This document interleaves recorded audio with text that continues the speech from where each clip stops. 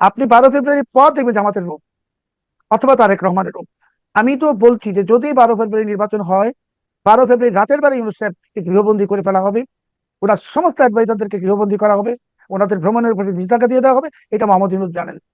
আন্তর্জাতিক দর্শক মানচিত্রের নিয়মিত আয়োজন, কথোপকথনে নির্বাচন নিয়ে নানান ধরনের শঙ্কা, আবার আওয়ামী লীগ নিয়ে নানান ধরনের প্রশ্ন এর মধ্যে সৃষ্টি হয়েছে। আওয়ামী লীগের সভানেত্রী ভারতে বসে যেমন বিভিন্ন আন্তর্জাতিক গণমাধ্যমে সাক্ষাৎকার দিচ্ছেন, পাশাপাশি অডিও বার্তা দিয়ে যাচ্ছেন। শেখ হাসিনার পুত্র সজীব ওয়াজেদ জয়ও সোমবার তার একটি অনুষ্ঠান ছিল কলকাতাতেই। আহ আওয়ামী লীগ অংশগ্রহণমূলক নির্বাচন চাইছে, সেটি আসলে কতখানি সম্ভব, আদৌ সম্ভব কিনা, সেই বিষয়গুলো নিয়ে কথা বলবো। এই বিষয়ে আলোচনার জন্য আমাদের সঙ্গে যুক্ত রয়েছেন সিনিয়র সিনিয়র জার্নালিস্ট, ব্রিজের সম্পাদক সালাউদ্দিন সোহেব চৌধুরী। সালাউদ্দিন সোহেব চৌধুরী, আপনাকে স্বাগত জানাচ্ছি আমাদের অনুষ্ঠানে।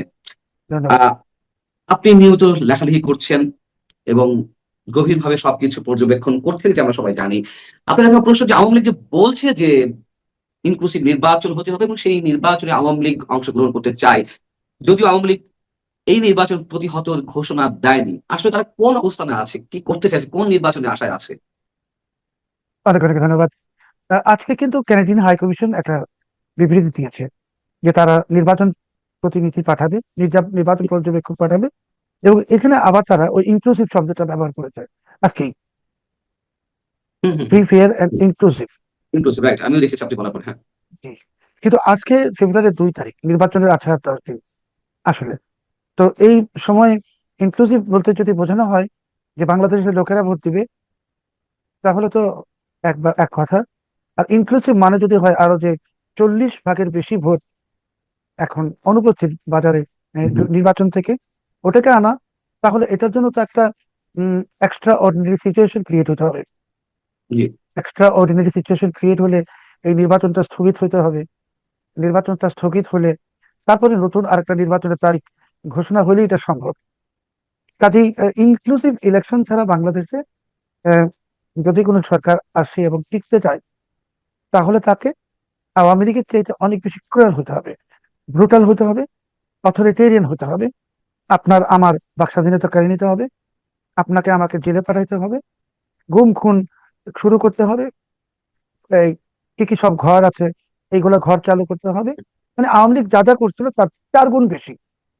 তাহলে এটা সম্ভব যে এই নির্বাচনের পরে যারাই আসবে ক্ষমতায় তাদেরকে টিকে থাকতে হলে ঠিক আওয়ামী লীগের যে পলিসিটা, মাহমুদ ইউনূস তো গত 18 মাসে আওয়ামী লীগের যে সাংবাদিক নির্যাতন নিবর্তন, এটার তো মাত্রা উনি মোটামুটি ছাড়াই গেছেন। কিন্তু নেক্সট যারা আসবে, তারা যেমন আপনাকে জেলে দিয়ে দিল, আপনার বিরুদ্ধে অভিযোগ কি, আপনি মুক্তিযুদ্ধের একটা অনুষ্ঠানে গেছেন, আপনাকে বানাই দিল সন্ত্রাসী। সন্ত্রাস তোমার আইনে মানে সন্ত্রাসী। জি।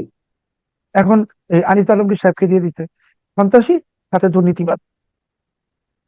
আর একটু সময় গেলে যদি নেক্সট গভর্নমেন্ট যেটা আসবে দেখবেন, সাংবাদিকদেরকে ধরলে সন্ত্রাসের মামলা দিবে, ছিনতাই মামলা দিবে, চুরির মামলা দিবে, ইয়াবার মামলা দিবে।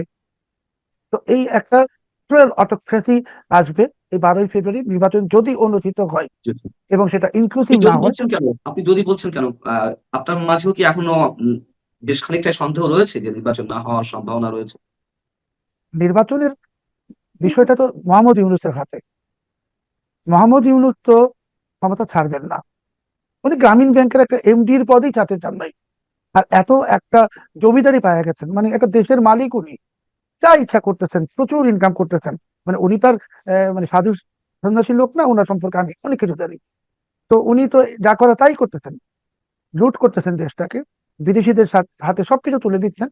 তো উনি জানেন যে যদি 12 ফেব্রুয়ারি নির্বাচন হয়, নেক্সট যে সরকারটা আসবে সেটা ইউনূস সাহেবের সাথে বসে জুস খাওয়া সরকারও যদি হয়, জুস যারা গিয়ে খায় যমুনায়, বিএনপি জামাত ওরাও যদি হয়, আপনি দেখবেন এরাই আমাদের উপর যেরকম চড়াও হবে, একটা ব্রুটাল ডিক্টেটরশিপ।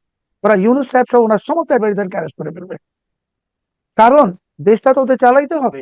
ইউনূস সাহেব যেভাবে দেশের সবকিছু ইজারা দিয়ে দিয়েছেন, এই ইজারা দেওয়া দেশটায় গিয়ে কেউ তো দেশ চালাইতে পারবে না। আজকে বিএনপি নেতা তারেক রহমান সাহেব যে মিষ্টি মিষ্টি কথা বলতেছেন, ইউনূস সাহেবের সাথে দেখা করতেছেন, বা জামাত ইসলামের আমির শফিকুর রহমান সাহেব যাচ্ছেন ছুটে জুস খাচ্ছেন, আপনি 12 ফেব্রুয়ারি পর দেখবেন জামাতের রূপ অথবা তারেক রহমানের রূপ। আমি তো বলছি যে যদি 12 ফেব্রুয়ারি নির্বাচন হয়, 12 ফেব্রুয়ারি রাতের বেলা ইউনূস সাহেবকে গৃহবন্দী করে ফেলা হবে, ওনার সমস্ত অ্যাডভাইজারদেরকে গৃহবন্দী করা হবে, ওনাদের ভ্রমণের উপরে নিষেধাজ্ঞা দিয়ে দেওয়া হবে। এটা মোহাম্মদ ইউনূস জানেন। যার কারণে আমি বলছি যদি নির্বাচন হয়, কেন সেই আবার তো আমরা শুনি যে সেই ডক্টর মোহাম্মদ ইউনূস নিজেই রাষ্ট্রপতি হওয়ার একটি তার মনোবাসনা রয়েছে, যার কারণে রাষ্ট্রপতির ক্ষমতা আরো পরিপক্ক করা হচ্ছে এই হ্যাঁ না ভোটের মাধ্যমে, সংবিধান সংশোধনের মাধ্যমে সবকিছু প্রি প্ল্যান্ড ওয়েতে এগোচ্ছে। তাহলে উনি নির্বাচন না দিলেই তো পারতেন। নির্বাচন নাটকটা কেন করতে যাচ্ছেন, বা ইলেভেন টাওয়ারে এসে কেন এটি বা তার জন্য করতে হবে যে ইলেকশন দেওয়া হবে না? তাহলে উনি তো অন্যভাবে অ্যাভয়েড করতে পারতেন। যদি রাষ্ট্রপতি হওয়ার প্ল্যানিংটা তার ওরকম জোরালো না থাকতো, তাহলে তো নির্বাচন 12ই ফেব্রুয়ারি ডিক্লেয়ার নাও করতে পারতেন। 12 ফেব্রুয়ারি নির্বাচন না করে ইউনূস সাহেবের কোনো উপায় নেই। কারণ হলো যে ইউনূস সাহেবের যারা বন্ধু, ইউরোপিয়ান ইউনিয়ন, মার্কিন যুক্তরাষ্ট্র, কেউ ওনার সাথে নাই। ব্রিটেন জামাত ইসলামের পক্ষে চলে গেছে, ইউরোপিয়ান ইউনিয়ন জামাতে ইসলামের পক্ষে চলে গেছে, মার্কিন যুক্তরাষ্ট্র তারেক রহমান সাহেবের বিএনপির পক্ষে চলে গেছে, এমনকি ভারত তারাও প্রকাশ্যে এখন জামাত বিএনপি দুজনের সঙ্গে লিয়াজ করছে। কিন্তু মোহাম্মদ ইউনূস, আপনি যেটা বলেন প্রেসিডেন্ট হতে চান, অনেকেই অনেক কিছু চায়, কিন্তু মোহাম্মদ ইউনূস জানেন যে 12 তারিখ নির্বাচন অনুষ্ঠিত হয়ে যাওয়ার পর প্রথম যে ব্যক্তিকে গৃহবন্দী করা হবে সেটাই হলেন উনি। এবং কারণ তারেক রহমান বা শফিকুর রহমান, কোন রহমানই মোহাম্মদ ইউনূসের মতো একজন জলজ্যান্ত দানবকে প্রেসিডেন্ট বানিয়ে ওনারা সেই সরকার চালানোর রিস্ক নেবেন না। কারণ ইউনূস তো ভীষণ প্রতিহিংসা পরায়ণ এবং একজন অত্যন্ত বাজে ধরনের মানুষ। সে যদি প্রেসিডেন্ট হতে পারে তো ক্রমাগত চাল চালবে, এবং চাল চালতে চালতে যদি প্রাইম মিনিস্টার যিনি হবেন নির্বাচন পরবর্তী, তিনি যদি ইউনূসের সামনে ঠিক ওনার যে পারিষদের মতো যে নতজানি হয়ে না থাকে, তাহলে উনি অ্যাকশনে যাবেন। কাজেই ইউনূস নির্বাচন দিবে না। ইউনূস জানে নির্বাচন হইলে সেদিন সে অ্যারেস্ট হবে, আর নির্বাচনের দিন যে সংঘাত হবে, ভয়ঙ্কর সংঘর্ষ হবে। কারণ নির্বাচন তো, এটা বোঝাই যাচ্ছে, বড় দুটো দল, মানে বড় বলতে এখন জামাত তো বড় হয়ে গেছে যেহেতু আর একটা বড় দল নেই, তো ওরা তো দুজনেই ইলেকশন ম্যানিপুলেশনের চেষ্টা করবে। ম্যানিপুলেশনের চেষ্টা করলে সংঘর্ষ হবে, হত্যা, মানুষের মৃত্যু ঘটবে অনেক, অসংখ্য। তাহলে কি হবে? নির্বাচন না করেও কি ইউনূস সাহেব ক্ষমতায় থাকতে পারবেন? নির্বাচন না করে মোহাম্মদ ইউনূস ক্ষমতায় তো আছেই। মোহাম্মদ ইউনূস যদি ক্ষমতায় থাকতে ইচ্ছা প্রকাশ করে তো থাকবে, যদি তাকে না কেউ কিছু করে। আমি বললাম তো আপনি মোহাম্মদ যে ইউনূস। আপনি যে বললেন যে তার উপর থেকে আশীর্বাদের হাত যুক্তরাষ্ট্র সরিয়ে নিয়েছে, ব্রিটেন নেই, ইউরোপীয় ইউনিয়ন নেই, তাহলে সে কার হাত নেই, মানে তিনি কার হাতের আশীর্বাদের ছোঁয়ায় টিকে থাকবেন? মোহাম্মদ ইউনূস কি করবে? মোহাম্মদ ইউনূস সে একজন অরাজনৈতিক ব্যক্তি। সে তো লোভের বশবর্তী হয়ে সরকার প্রধান হয়েছে, এবং একটা কমিটমেন্ট দিয়ে আসছে যে আমি এটা দিব সেটা দিব, সব দিচ্ছে। কিন্তু উনি যে কনসিকোয়েন্সেসটা চিন্তা করে নাই, যে বিদেশিরা আপনার কাছে যখন স্বার্থ চাইবে, যখন দিবেন, যতক্ষণ দিবেন আপনি খুব ভালো, যখন আর দিতে পারবেন না তখন তো আপনাকে প্রোটেকশন দিবে না। নির্বাচন না হলে মোহাম্মদ ইউনূস থাকবে, এবং মোহাম্মদ ইউনূসের উপর এই মার্কিন যুক্তরাষ্ট্র, আপনি যদি নির্বাচন হয় আর মোহাম্মদ ইউনূস না না হয়, মোহাম্মদ ইউনূস কন্টিনিউ করতে চান, নির্বাচনের 15 দিনের মধ্যে ওনার উপর স্যাংশন আসবে। এই আমেরিকা স্যাংশন দিবে। কেন? বিকজ তখন ওদের জন্য উনি লাইবিলিটি।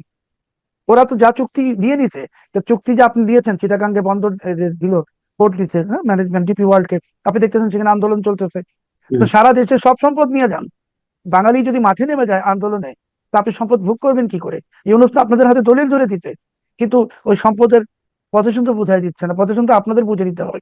তো জাতি যদি আপনাদের পজিশন না দেয়, এখন বললাম তো যে সব থেকে ক্রাইসিস পিরিয়ডে মোহাম্মদ ইউনূস, বিকজ সে লোভের বশবর্তী হয়ে একদম একটা ইঁদুরের ফাঁদে ধরা খেয়ে গেছে, যে পথ থেকে বের হওয়ার কোনো পথ নাই। আর মোহাম্মদ ইউনূস, ওয়াকরুজ্জামান, জেনারেল ওয়াকরুজ্জামান, ওনার অযোগ্যতা, ওনার ব্যক্তিত্বহীনতা এবং ওনার সিদ্ধান্তহীনতার কারণে উনি জাতির একটা অত্যন্ত সম্মানের জায়গায় উনি ছিলেন, সেখান থেকে এখন উনি, আমি ঘৃণার জায়গা এখনো বলবো না, বাট জাতির সন্দেহের জায়গায় চলে আসছেন। আমরা আওয়ামী লীগ নিয়ে শুরু করেছিলাম যে আওয়ামী লীগের পুনর্বাসন আসলে কতটা সম্ভব, তারা যে ইনক্লুসিভ নির্বাচন চাইছে। আহ, সেই আওয়ামী লীগের পেছনে তো নিশ্চয়ই ভারতের ছায়া এখনো পর্যন্ত আছে। অথবা তারা তারা সাংগঠনিক ভাবে কি সেভাবে প্রস্তুত হতে পেরেছে? আপনার কি মনে হয় একটা ইনক্লুসিভ নির্বাচন যদি হয় এবং সেই নির্বাচনে যদি আওয়ামী লীগের অংশগ্রহণের সম্ভাবনা থাকে, আমি ইফ বাট কিন্তু দিয়ে বলছি আর কি, যদি এরকম একটি নির্বাচন হয় সেক্ষেত্রে কি হতে পারে? দেখুন, বাংলাদেশে ভারতের প্রভাব এভাবে না বলে আমি যদি বলি যে বাংলাদেশে আসলে আমাদের ভৌগোলিক অবস্থানের কারণে আমাদের চারপাশে ভারত, যাতে ভারতের বাইরে গিয়ে আমাদের কিছু করার কোনো সুযোগ নাই। আর একপাশে মায়ানমার বর্ডার দিয়ে চায়না, মার্কিন যুক্তরাষ্ট্র আফগানিস্তানে যখন করছিল, তো সেখানে ওদের লোকাল কোলাবরেটর ছিল পাকিস্তান। বাংলাদেশের সাথে পাকিস্তানের কোনো ল্যান্ড কানেকশন নাই।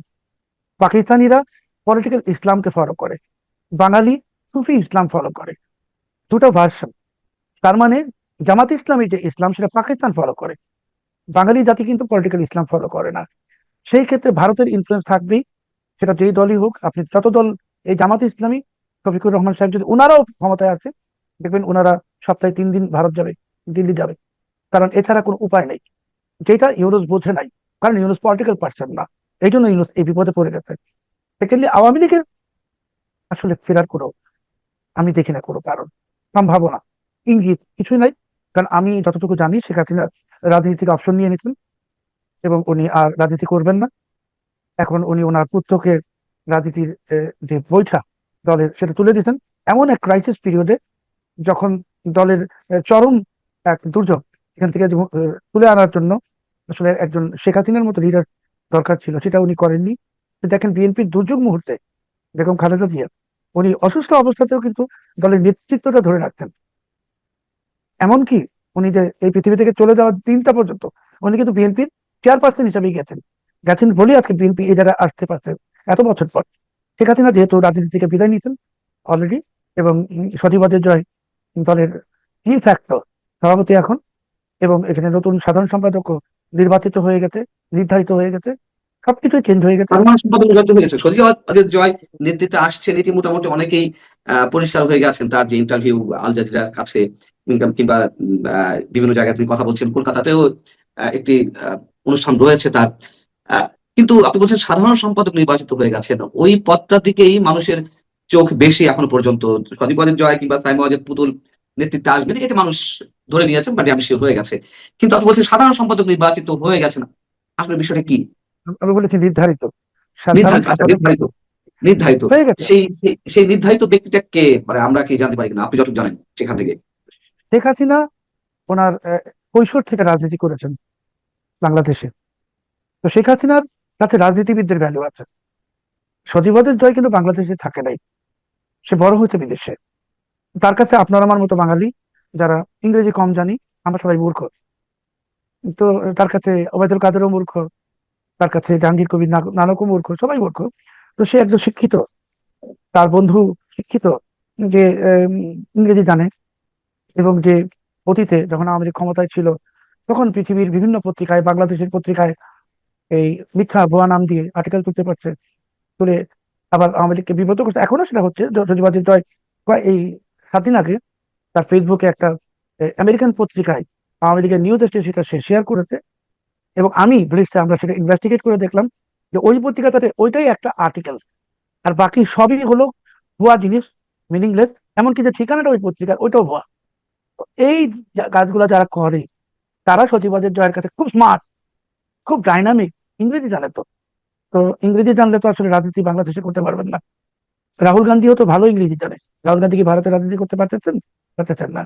কাজেই ওই আমি বলে দিলাম আপনাকে যে আওয়ামী লীগের সাধারণ সম্পাদক ওবায়দুল কাদের বা আরো বড় বড় নেতা যারা আছেন, জাহাঙ্গীর কবির নানক, এদের কারো দেখেন? কাউকে দেখেন?